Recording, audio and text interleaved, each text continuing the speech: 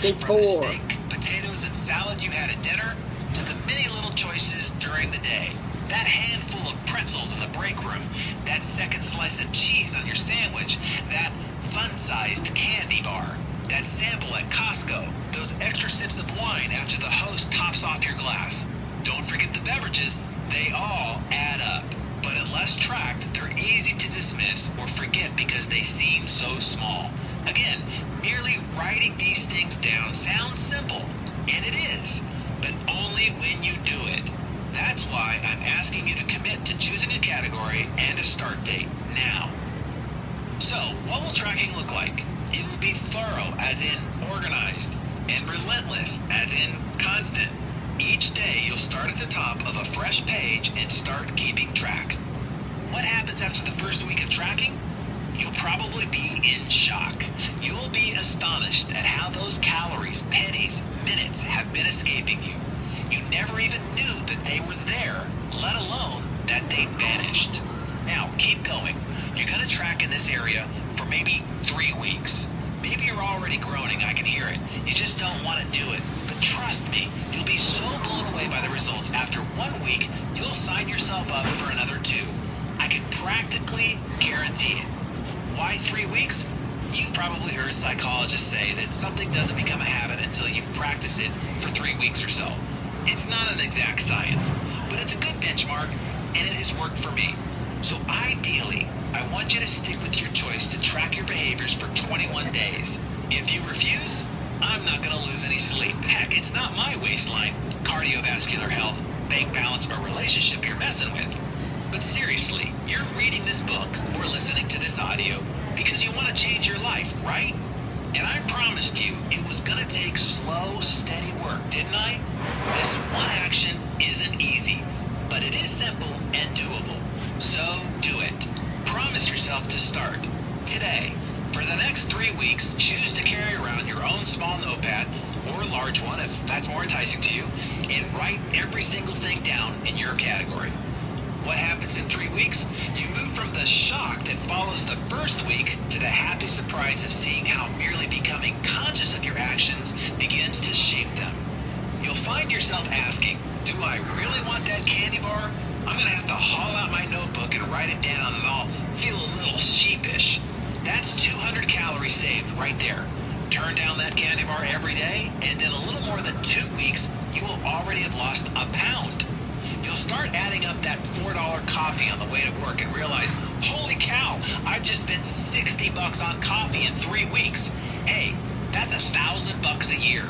Or compounded, that's $51,833.79 in 20 years. How much do you really need to stop for that coffee now? Come again, you say? Am I saying that your $4 a day coffee habit is going to cost you $51,833.79 in 20 years? Yes, I am. Did you know that every dollar you spend today, no matter where you spend it, is costing you nearly $5 in only 20 years and $10 in 30 years? That's because if you took $1 and invested it at 8%, in 20 years that dollar would be worth almost $5. Every time you spend $1 today, it's like taking $5 out of your future pocket. I used to make the mistake of looking at a price tag and thinking that if an item was listed as $50, it cost me $50. Well, yes, in today's dollars, but take that $50 and look at the value it cost me over the next 20 years by not depositing it into my investment account, and it's really worth 4 or 5 times that amount. In other words, every time you look at an item that costs $50, ask yourself this: is this item really worth $250 to me? If it is worth $250 to you today, then it's worth buying. If it's not worth buying.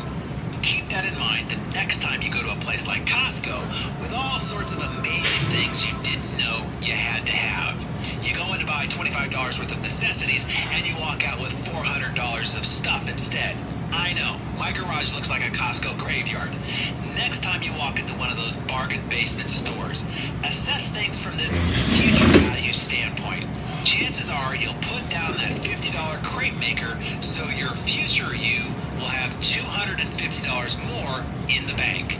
Make the correct choice every day, every week for many years, and you can quickly see how you can become financially abundant. When you track with this awareness, you'll find yourself showing up in your life very differently.